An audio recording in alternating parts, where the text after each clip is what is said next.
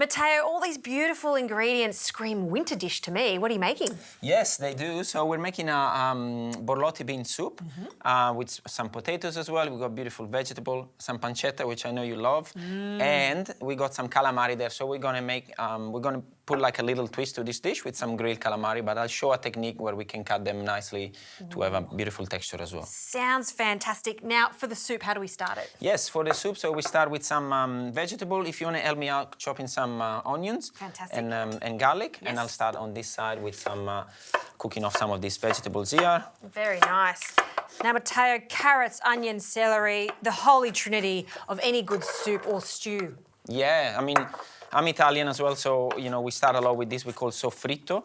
So you put, you know, vegetable, normally onion, carrot, and celery, and you just cook them off and sweat them. And really, it's the base to start with beautiful flavor for a recipe. Oh, yum. Now, you're from restaurant Civico 47, which I actually went to last year for my birthday. Absolutely stunning, beautiful Italian food.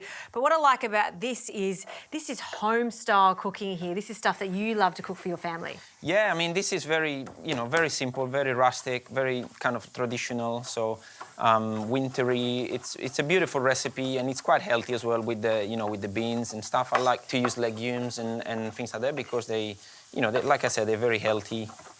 Now, Matteo, I think a lot of people would know what borlotti beans are, but they usually come in a can. I think they taste better from scratch.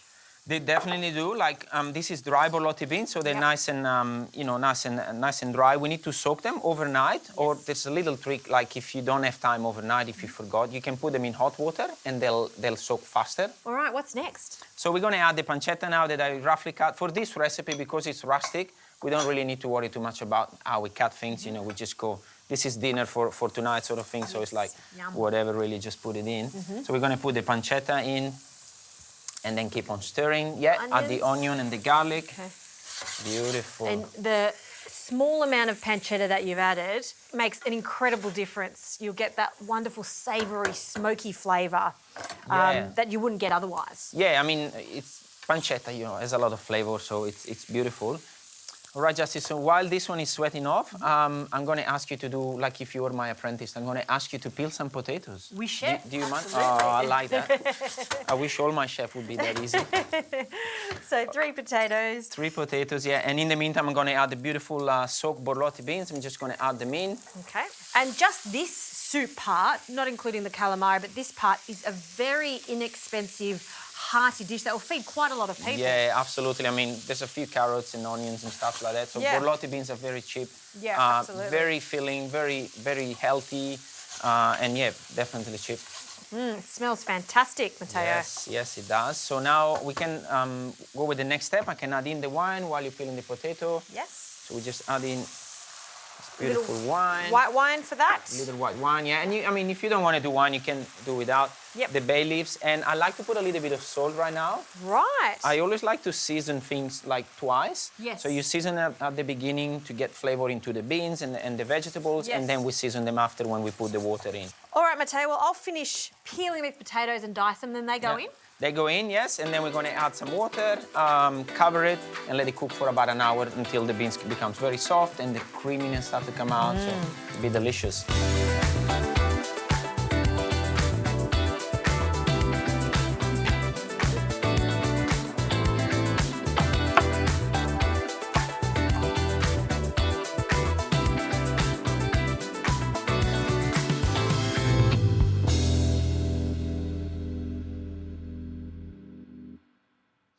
Oh, it smells like an Italian kitchen in here. Yes, I love the pancetta. And here it is. Ooh, look at that. Beautiful. How's the smell of that? Yeah. It's so nice. I want to have it. Let's have lunch. Patience, my friend, because now we've got to add the calamari. Yes, the calamari. So that's the little sort of chef touch. So what we're going to do with the calamari, it's a little trick that I've learned many years ago. We're just going to open them up. This one has been already cleaned nicely. And then very easily we can cut them in half this way, so we do one bit at a time. And what I'm going to do with the calamari on the inside, we're going to do some little scoring. So you need kind of a sharp knife. Yes. So just some scoring like that. Basically, when we cook them, they're going to curl up, and that's going to change the texture of the calamari. So that's a very simple, kind of like a Japanese technique. This is flash frying, at its best, really, because it will open up just like that. Yeah, exactly. And I feel like people with calamari, you know, you often think about calamari rings and fried, but there's so many other ways you can eat calamari. In Italy, we certainly do.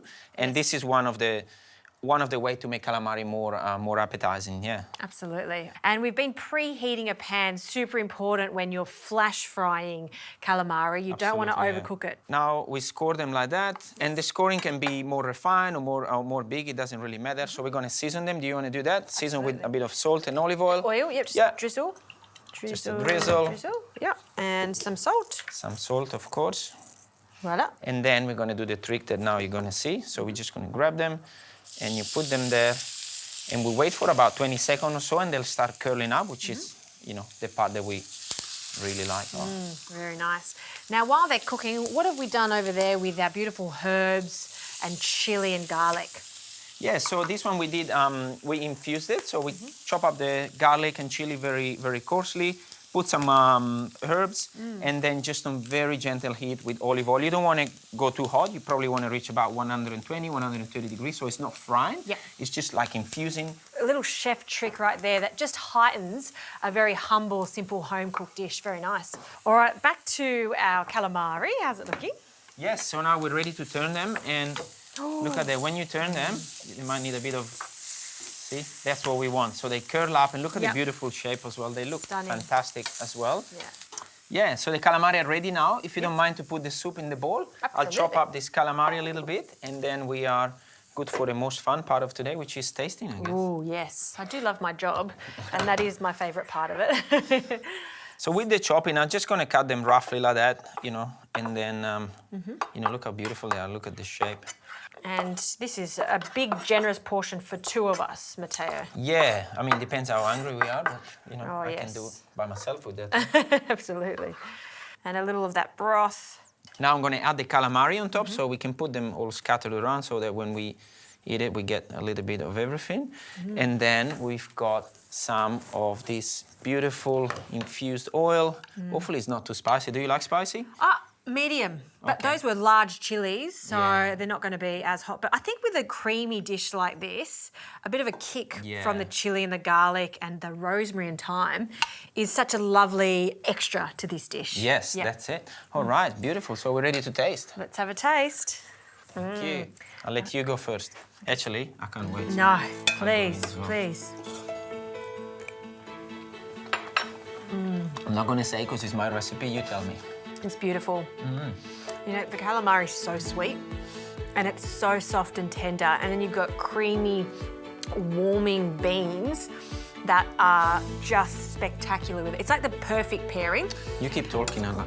I'm going to keep talking because this is just a seriously humble yet delicious, smart dish.